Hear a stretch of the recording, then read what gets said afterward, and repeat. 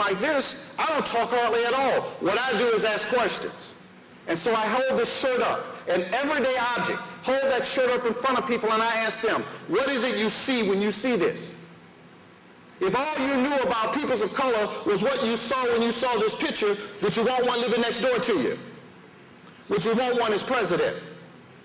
And we find people where they are and we talk openly and honestly.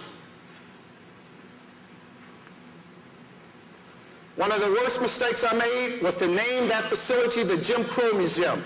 It was a practical decision because all the objects I had at that time had been created during the Jim Crow period.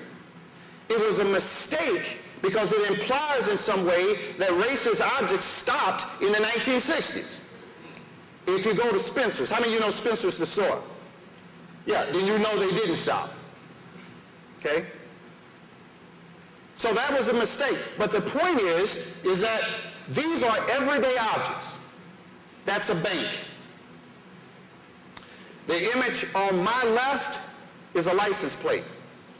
You know that President Lyndon Baines Johnson had the slogan, go all the way, with what? LBJ. That license plate, again, it's an everyday object. Mocks blacks, black women, Democrats, and others. The object to my right is a postcard. That postcard does more than say, we having fun in Florida. Right? Hatred as mockery. Everyday hatred as mockery. You know, someone mentioned something about the South and how we often attribute these bad things to the South. Can you imagine driving down the road and seeing that Cool Chicken Inn restaurant? The head of that restaurant was so big, and can you tell you walk through the mouth? That's huge. And that's Salt Lake City. That's Seattle. That's Spokane, Washington. Praise Jesus, it's not Mobile, Alabama, where I'm from. We had enough stuff.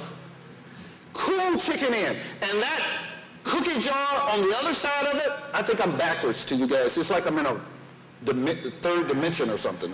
Actually, it'd be like the fifth dimension, whatever. It's reversed for me on the screen. All right. That cookie jar right there.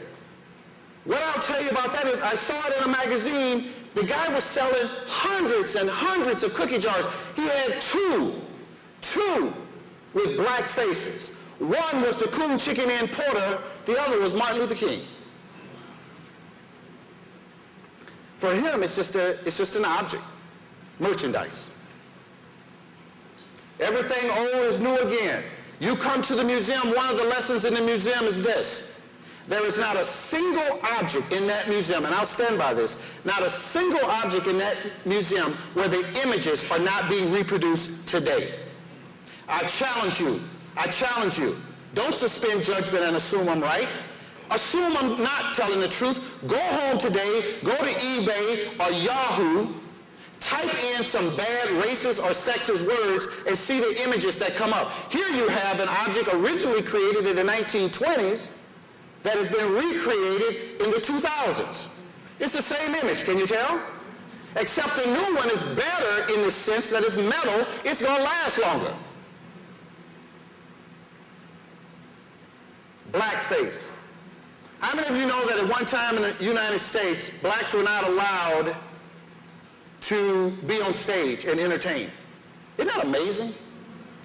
It's like that. How many of you knew that at one time in the United States, blacks were considered inherently, biologically, of God to be inferior athletes?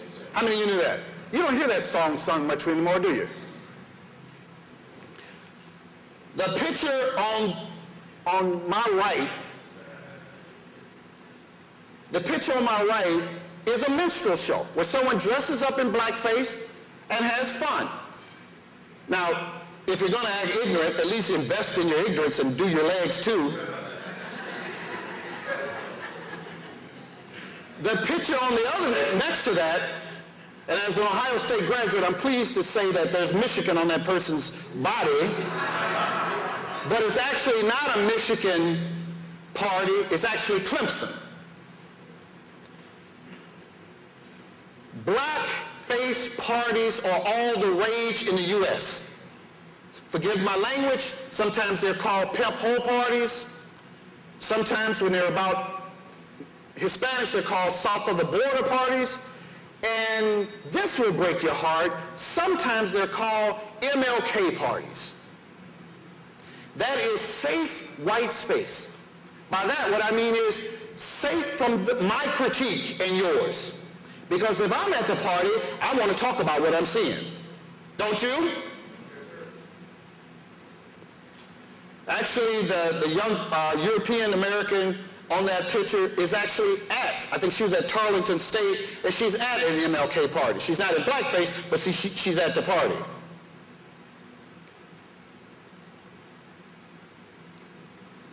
Racial imagery is a way of saying, I don't have to listen to what you have to say. You don't matter to me. Our museum, please visit the website, because there are articles written on all the caricatures and each of the piers, so I beg you, please visit the website. But here you have an apron that someone uses to cook with. Again, it's an everyday object.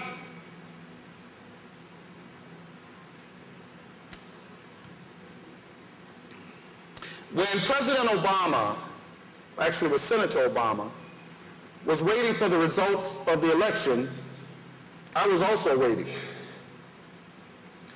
When I was watching television to see who was winning, I'm assuming he was also watching television. I don't know if we share in common that at a certain point I had to get away from my family. So I went upstairs because they were talking too loud. I wanted to be by myself witnessing what I hoped was history. So I went upstairs. And as soon as they announced the results from California, my wife, she came running up the stairs, and we met at the top of the stairs.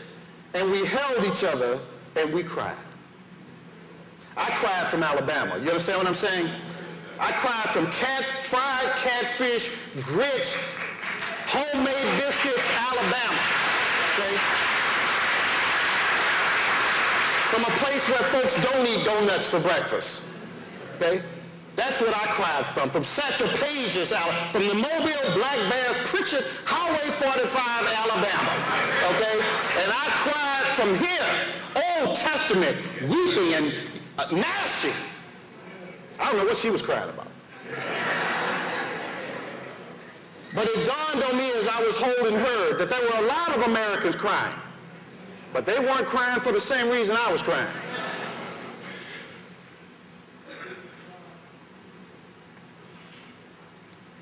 That book was a regular textbook in classrooms for decades. The image of the young man I bought in Grand Rapids, Michigan. I lived near there. And I went into a gun show. That's the other America, by the way. I went into a gun show, and I said to one of the vendors, show me your most popular target. She says, you're not going to want it. Which meant, obviously, I was going to want it. That was his most popular target. You don't have to be a Freudian to figure that out, do you? Come on, you didn't even know who Freud was. You can, Reverend, where's Reverend? Answer, where is he? All right, brother. You can organize out of love, and that's a good thing.